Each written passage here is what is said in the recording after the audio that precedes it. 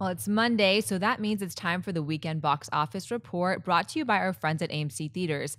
Coming in at the number one spot by a massive landslide is the first standalone film for Despicable Me's Minions. Minions took in over $115 million this weekend, making it the second biggest opening for an animated film of all time, ahead of Toy Story 3 and just behind Shrek the Third, which opened with $121 million in 2007.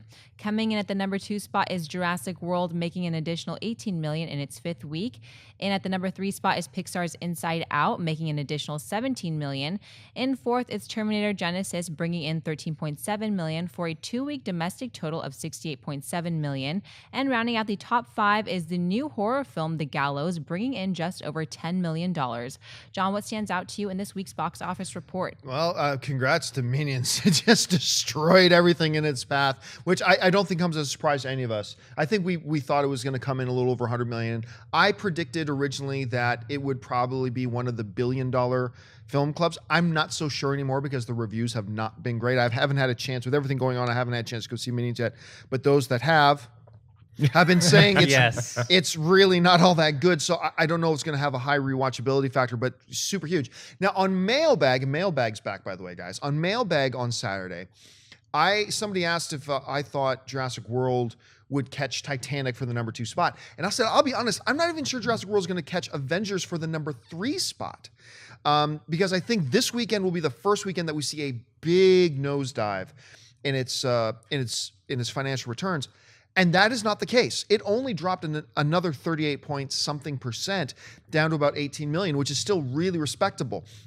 And therefore now I think it's got a pretty decent chance of catching Avengers. I still don't think it's going to catch Titanic, because not only now does it have much for competition, but opening this coming weekend is Ant-Man, which is going to, I think, really put the brakes on Jurassic World. And the other thing that stands out a lot to me is Selfless. Ryan Reynolds has a lot of buzz around him. We knew the returns weren't going to be great on Selfless. They have not marketed this film well. They haven't marketed it much. But still, Ryan Reynolds, you think Gandhi, you think it's going to be all right. And it played on over 2,000 screens and only made about $5 million. So that stands out to me a little bit. So I thought it would beat The Gallows. And Gallows, congrats, comes in number 5, $10 million, very respectable. So that's pretty. Anyway, Mark, you saw the results. What do you think? What stands to you?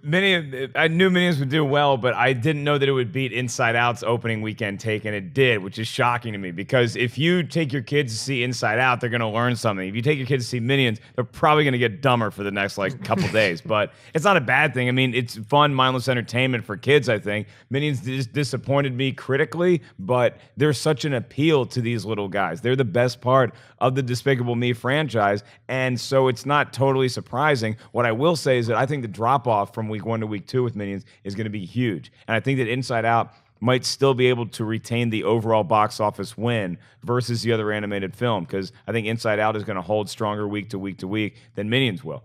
Jurassic World, I mean, obviously it's still a juggernaut, and The Gallows, I thought that a horror film opening like that was marketed well, I thought, would have done a little bit more than $10 million. And John, you're right about Selfless. I like Selfless. I thought it was a cool, different take. It felt like a fun 90s action flick. And I never saw a commercial for it on TV. I wasn't aware that the movie was coming out, and this is what I do for a living. So it was a little shocking to me. I honestly thought for a while, up until just a number of weeks ago, I honestly thought for a while it was going to be a straight to home video, a straight to VOD kind of thing. And I guess right now, whenever people think of Ryan Reynolds, all they're thinking is Deadpool. Anyway, Dennis, what did you think? I think Minions it's going to be a juggernaut. I think it's going to outperform Inside Out, just because I haven't seen it yet. So maybe my enthusiasm will be tempered after I see it. But I just feel like, remember with Despicable Me 1 and 2, just how much through the weeks it kept going and going and going. And I think Minions is going to do the same thing. As far as Selfless,